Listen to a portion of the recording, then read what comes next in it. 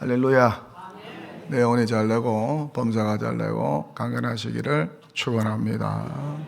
예수님 때문에 행복하시기를 축원합니다. 교회 때문에 행복하시기를 축원합니다. 오늘 말씀 보면은 참 이해가 되지 않는 것은 왜 강성해진 우시아가 나병에 걸렸냐는 것입니다. 이마에 나병이 나서 죽는 날까지 왜 나병 환자로 살아야 했느냐? 왜 별궁에서 살아야 했느냐? 왜 아들 요담이 왕궁을 관리하며 백성을 다스려야 했느냐는 것입니다. 참 안타까운 사건입니다. 왕이 아무나 되나요? 아버지 잘 만난 덕에 왕이 되었습니다. 금수저 중에 금수저죠.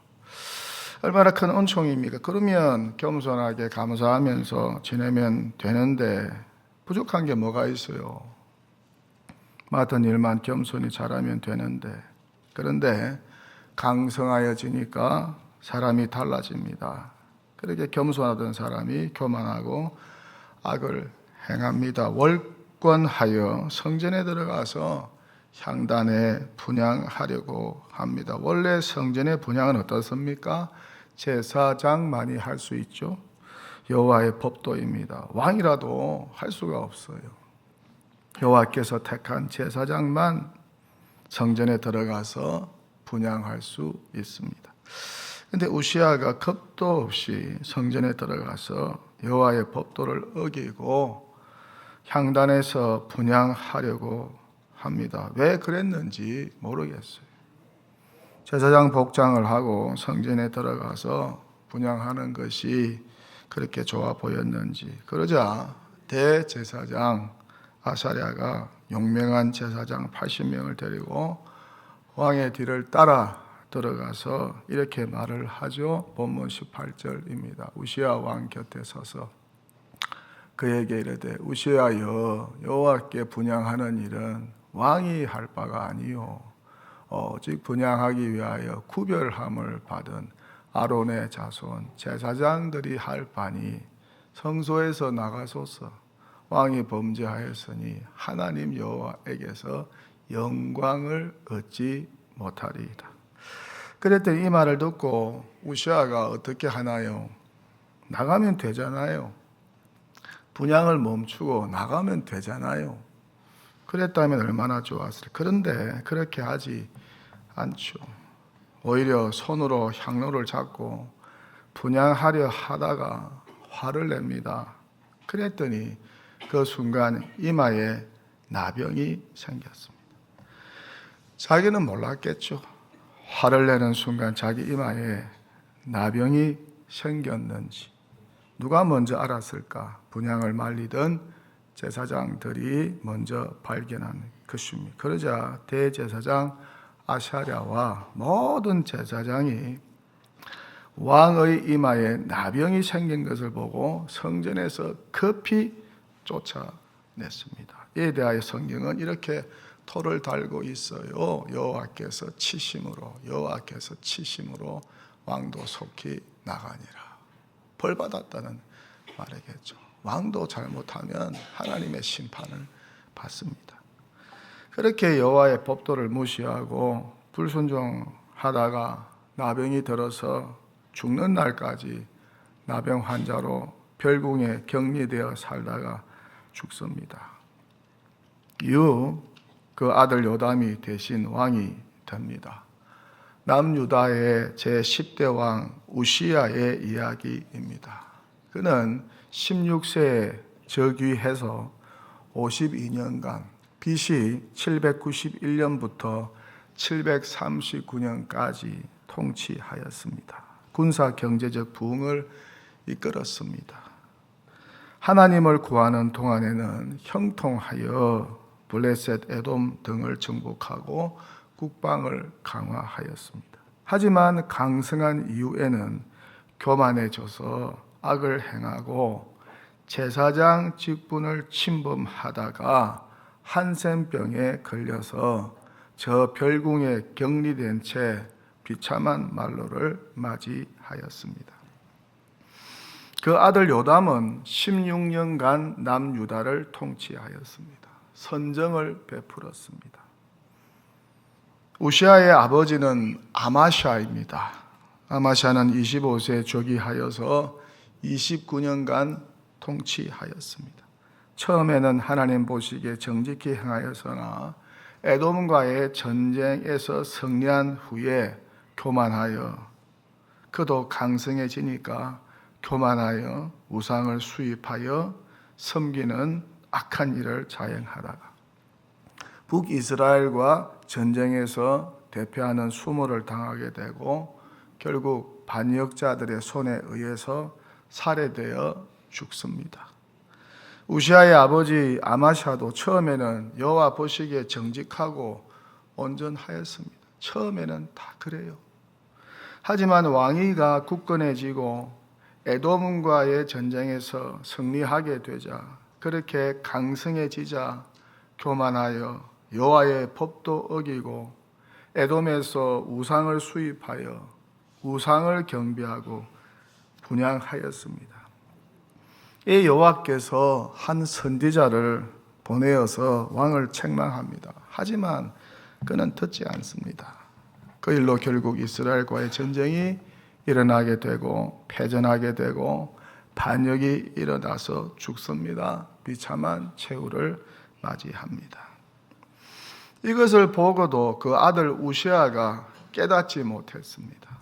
아버지가 교만하여 자긍하다가 망했다는 사실을 깨닫고 교훈으로 받았어야 했는데 그렇지를 못했다는 것이죠.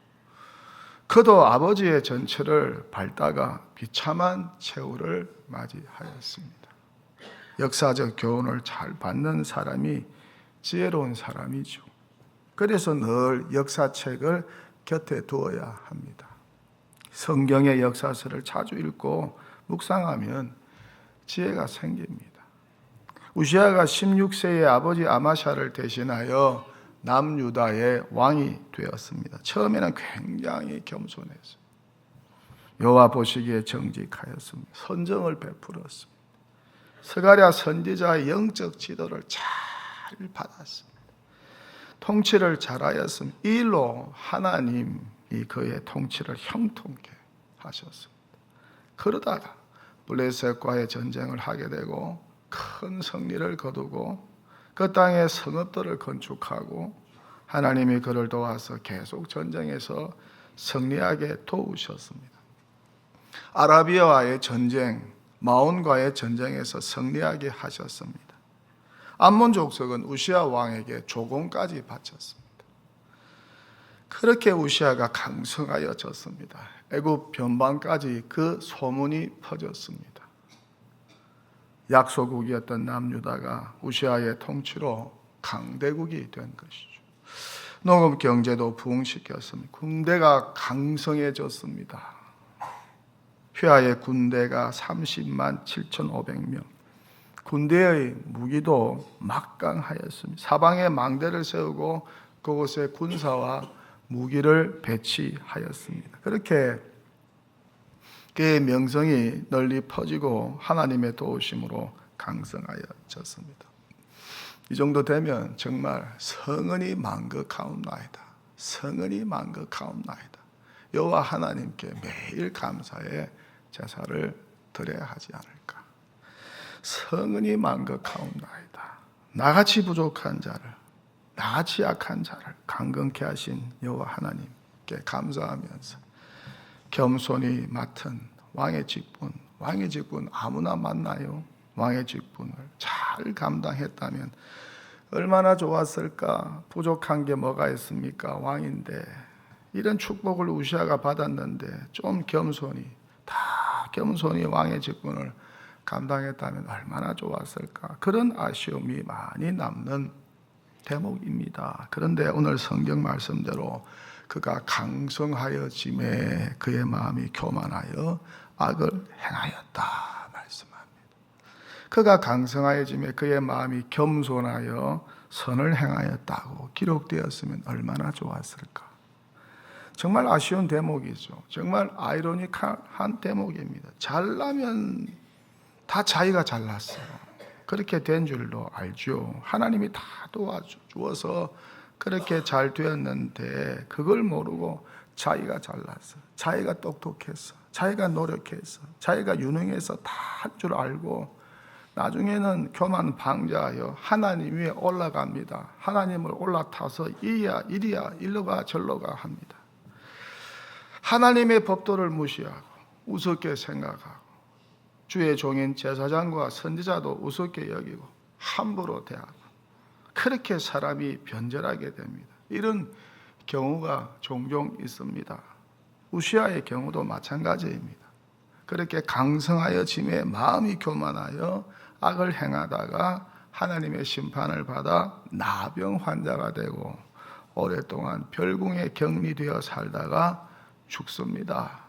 죽을 때도 잘 죽어야 하는데 참 가슴 아픈 일입니다. 이런 것을 보면은 강성하지 않은 것도 복이고 성공하고 출세하지 않는 것도 복이고 부자가 안 된 것도 복이고 권력이 없는 것도 복이고 업적과 명성이 없는 것도 복인 줄 믿습니다. 아멘 하는 사람 별로 없어요. 이렇게 강성할 때 성공할 때 조심하지 않으면 망하는 수밖에 없어요. 이렇게 망하는 것은 한순간입니다. 그렇게 수고하여 쌓아 놓았는데 업적과 명성을 만들어 놓았는데 고생했는데 성공을 만들어 놓았는데 무너지는 것은 한순간이에요. 한순간 마음 하나 잘못 선택하면 망하는 길로 가는 것이죠. 우시아가 강성하였지만은 다 겸손하여 선을 행하였다면 그렇게 조심하면서 성공과 명성과 업적을 다루고 관리했다면 얼마나 좋았을까. 그의 인생이 완전히 달라지지 않았을까. 다윗처럼 하나님의 마음에 합한 왕으로 역사의 길이 남게 되지 않았을까. 여러분, 우리 모두 조심해야 합니다. 강성할 때 조심하고 성공할 때 조심하고 업적이 쌓일 때 조심하고 명성이 자자할 때 조심하고 영향력이 커져 나갈 때 조심하고 사람들에게 칭송받을 때 조심해야 합니다. 그렇게 조심하지 않으면 나도 모르는 사이에 추락하게 되는 것입니다. 교만이라는 불청객이 들어와서 우리를 망하게 만드는 것입니다. 그러기에 매사에 조심해야 합니다. 잘 되고 성공할 때는 더욱 조심해야 합니다. 그래야 그 성공과 명성을 계속 이어갈 수 있는 것이죠. 그래서 성경은 조심하라는 말을 많이 합니다. 조심조심 여호와를 섬기고 조심조심 직분 생활하고 조심조심 교회 생활을 하라고 두렵고 떨리는 가운데 구원을 이루라고 선줄로 생각하느냐 넘어질까 조심하라고 사도 바울은 이 말씀 붙잡고 끝까지 달렸습니다. 선줄로 생각하느냐 넘어질까 조심하라.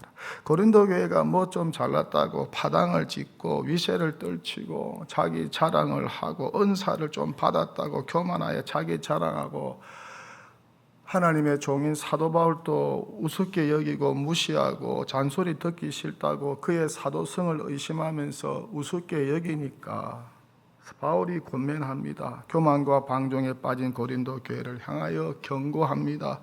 성령 체험 지식 은사로 충만하다가 교만 방자하니까 구원을 다 이런 것처럼 착각하니까 바울이 전한 말씀이 바로 선줄로 생각하는 자가 있느냐 넘어질까 조심하라. 그렇게 권면의 말씀을 합니다. 우리의 믿음이나 신앙을 과신하지 말고 끝까지 겸손해야죠. 성은이 만극하옵나이다. 나의 나된 것은 다 하나님의 은혜입니다. 이렇게 고백하면서 살아야 하지 않겠어요? 주님 앞에 설 때까지. 사울 왕도 조심하지 않다가 망한 것이죠. 처음에는 그렇게 겸손했는데 몇 번 전쟁에서 승리하니까 백성들이 환호하니까 정신을 못 차립니다. 다 자기가 한 줄로 알고 그렇게 몇 번의 승리로 자만하고 교만하여집니다. 그렇게 하다가 추락하기 시작합니다. 불행한 왕이 되고 불행한 말로를 맞이하였습니다. 하나님의 마음에 합한 다윗도 성공에 취하여 있다가 조심하지 않다가 결국 바세바를 범하고 말았죠. 자기 죄를 감추기 위해서 완전 범죄를 꿈꾸면서 바세바의 남편까지 청부 살해하였습니다. 참 어처구니 없는 사건입니다. 정말 다윗에게는 수치스럽고 부끄러운 흑역사입니다. 함도 조심했어야 했습니다. 아버지 노아가 취하여서 벌거벗은 채로 잠을 잤다고, 그것을 보았다고 소문을 내지 말았어야 하는데, 말조심해야 하는데 그걸 다 발설하고 다녔습니다. 그 일로 그의 후손이 저주받습니다. 이 얼마나 가슴 아픈 일입니까? 사도 바울도 조심했어야 했습니다. 1차 전도여행을 마치고 2차 전도여행을 떠나기 전에 자신의 은인과 같은 바나바와 대판으로 싸웠습니다. 바나바는요, 정말 바울에게 은인이었어요. 그가 전도사에게 실패하고 고향 다수에서 10년 동안 칩거하고 있을 때 바나바가 안디옥 교회로 갈 때에 바울이 생각나서 그를 스카우트 해가지고 안디옥 교회로 데리고 가서 1년 있다가 선교사로 파송받게 하지 않습니까? 그러니까 바울의 일생에 있어서 바나바는 은인 중에 은인이었습니다. 그 은인과 같은 바나바와 바울이 대판으로 싸웠습니다. 은인이 요청하는데 자기가 좀 양보했으면 얼마나 좋았을까. 사도행전 15장에 보면 이런 말씀이 기록되어 있습니다. 서로 심히 다투어, 바울과 바나바가 다투었다는 거예요. 서로 심히 다투어 피차 갈랐으니 바나바는 마가를 데리고 배 타고 구브로로 가고, 바울은 신라를 택한 후에 형제들에게 주의 은혜 부탁함을 받고 떠나 수리아와 갈리기아로 다니며 교회들을 견고하게 하니라. 1차 전도 여행 때 바나바의 조카 마가 요한이 중간에 힘들다고 중도 하차하여 안디옥으로 먼저 돌아간 것입니다. 그런데 2차 전도 여행을 떠나기 위하여 바나바가 다시 마가 요한을 데리고 가자고 합니다. 그런데 바울이 안 된다고, 밤빌리아에서 자기들을 떠난 자를 어떻게 다시 데려갈 수 있겠냐고, 옳지 않다고 합니다. 일로 서로 심히 다투었습니다. 그리고 피차 갈라서게 되고 나누어 따로 전도 여행을 떠납니다. 바나바는 마가 요한을 데리고 떠나고 바울은 실라를 데리고 떠납니다. 훗날 바울은 디모데에게 마가 요한을 자기 있는 곳으로 데려오라고 요청합니다. 자기 일에 유익한 자라고 하면서 그를 자기에게 데려오라고 합니다. 자신의 잘못을 인정한 것이 아닐까. 바울도 화가 날 때, 다투고 싶고 싸우고 싶을 때, 갈라서고 싶을 때 좀 조심하여 참았으면 얼마나 좋았을까. 정말 아쉬움이 남는 대목입니다. 이렇게 조심하지 않으면 결국 나중에 후회하게 됩니다. 그러니까 항상 무슨 일이든지 조심하는 것이 좋습니다. 조심하는 것이 지혜로운 일이요, 조심하는 것이 성숙이요, 조심하는 것이 신중함이 아닐까. 대신 부주의하여 서둘러서 함부로 행하여 교만하여 일어나는 불행한 일과 어처구니 없는 일이 얼마나 많은지 몰라요. 반면에 성공했는데도 조심하는 분들 보면 정말 존경스럽죠.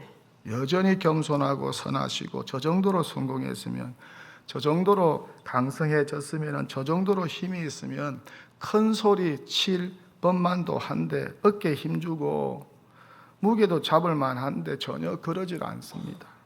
오히려 더 겸손하고 자기를 낮추고 하나님을 높이고 교육자들을 존중하고 조심조심 신앙생활하는 분 보면요, 존경스러워요. 정말 저런 분을 닮고 싶어요. 사무엘과 같은 분이고 다니엘과 같은 분이 아닐까. 여러분, 잘되고 성공할 때, 강성할 때, 여러분의 영향력이 점점 커져갈 때 더욱 조심하세요. 무엇보다 과거에 어렵고 배고프고 실패하고 힘겨웠던 시절을 떠올려 보세요. 그러면 자동으로 겸손해지지 않을 수가 없어요. 그런데 강성한 이스라엘이 그러지를 못했다는 것이죠. 가나안에 입성하여 성공하니까 땅을 차지하고 성읍을 차지하고 농사도 잘 되고 부자가 되니까 정신을 못 차립니다. 애굽에서 종되었던 시절을 망각하고 힘겨웠던 광야 시절을 다 잊어버리고 교만 방자하여 하나님도 잊어버리고 우상 숭배하고 자기 마음대로 쾌락을 추구하며 악을 행하다가 결국 어떻게 되었습니까? 우시아처럼 망했습니다.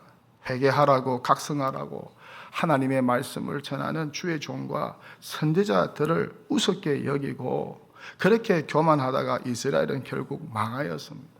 신앙생활에 조심하지 못하니까 생겨난 불상사들, 불행한 일들이 참으로 많습니다.